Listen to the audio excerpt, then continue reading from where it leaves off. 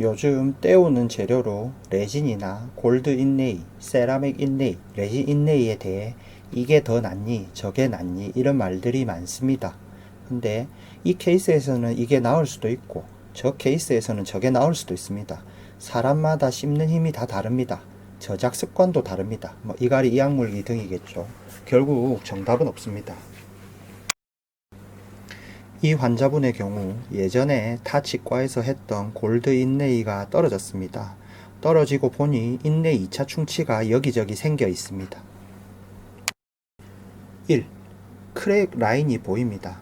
그런데 씹을 때 불편한 것은 전혀 없다고 하셨습니다. 그러면 크랙 때문에 크라운을 해야 할 필요는 없습니다. 2. 떼울 것인가 씌울 것인가. 충치의 크기는 떼울 수 있을 정도입니다. 3. 그러면 어떤 재료로 때울 것인가? 골드 인레이도 때울 수 있고 세라믹 인레이, 레진 인레이, 레진으로도 때울 수 있습니다. 환자분과 상의 후 레진으로 마무리하였습니다. 여러 재료들의 강도에 대해서 비교해 온 표인데요. 레진의 강도는 금이나 지르코니아에 비해 많이 떨어집니다. 그런데 씹는 면에 한정된 충치에 있어서는 어느 정도 버팁니다. 그러면 과연 2급 인전면 포함은 괜찮을까요?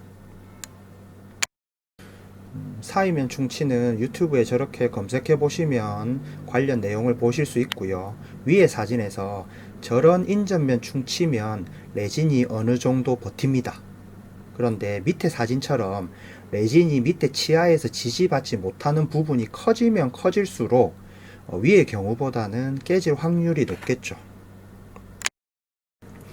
보통 사람의 씹는 힘은 70에서 80kg 정도 됩니다. 씹는 힘은 사람마다 다 다르겠죠. 근데 밑에 사진에서 이갈이 이약물기의 경우 120에서 400kg까지 된다고 합니다. 그러면 최소 1.5배에서 5배 정도 됩니다. 씹는 힘에요. 그러면 당연히 더 깨질 확률이 높겠죠. 인레이든 크라운이든 치과용 본드로 붙입니다. 그런데 이 치과용 본드가 시간이 지나면 녹습니다. 그래서 이 특징 때문에 레진이 좋다고 주장하는 분들이 있습니다. 레진은 치과용 본드로 붙이는 것이 아니라 레진 전에 프라이머, 본딩이라는 물질을 처리해서 치아와 기계적으로 결합을 합니다. 근데 레진의 결합력도 시간이 지나면서 줄어듭니다. 인레이 크라운을 고정시키는 치과용 본드든 레진을 결합시키는 기계적 결합력이든 시간이 지나면 줄어들고 떨어질 확률이 높아집니다. 앞선 환자분의 경우 30대이신데 치아가 노랗습니다.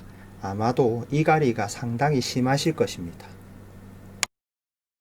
요즘 또 어떤 분들을 보면 골드 인레이가 크랙을 유발한다고 레진이 더 좋다고 말씀하시는 분들이 있는데요.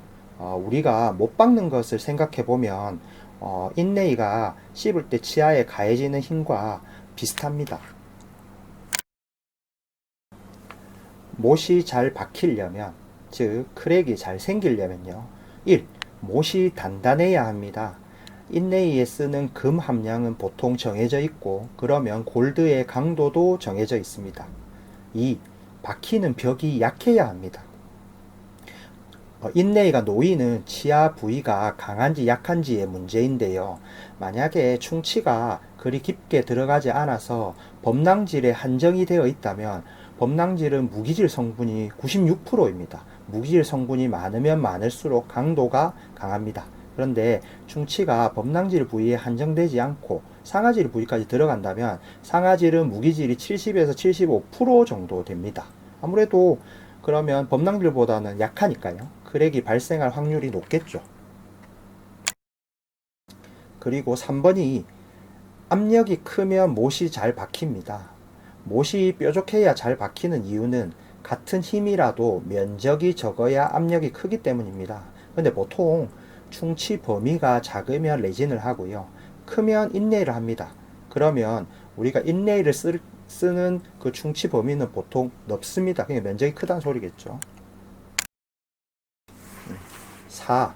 망치를 세게 쳐야 즉 인레이도 씹는 힘이 커야 되겠죠. 근데 보통 씹을 때 어금니에 가해지는 힘이 앞에서도 말씀드렸던 것처럼 70에서 80kg 정도. 이건 사람마다 다릅니다. 근데 이갈이 이약물기의 경우 120에서 400kg 정도 된다고 말씀드렸었죠. 남아있는 치아의 모양도 중요합니다. 왼쪽이 씹는 면만 충치가 있는 경우고요. 중간이 인접면 1면과 씹는 면 충치가 있었을 때의 골드 인레이의 모양이고요. 제일 오른쪽이 이건 일본 치과의사 선생님의 케이스인데요. 저는 이면에 있어서는 잘 인레이를 하지 않고요. 근데 이거는 인접면 2면과 씹는 면 충치죠. 그러면 왼쪽에서 오른쪽으로 갈수록 크랙이 더 잘 생깁니다. 그러면 크랙 때문에 골드 인레이를 안 하고 크라운을 하는 게 나을까요? 반드시 그런 건 아닙니다. 크라운은 치아를 깎아서 만들고, 그러면 치아의 양으로 치아 수명을 생각해 보면 치아 수명이 줄어드는 것입니다.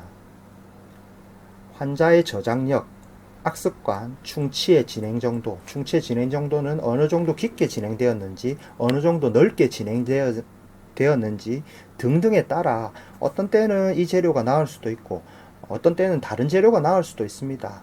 그런데 저장력이나 악습관 등등 환자에 대한 것은 우리가 정확하게 측정하는 것이 한계가 있습니다. 그래서 원칙에 맞게 진료하는 것이 중요합니다.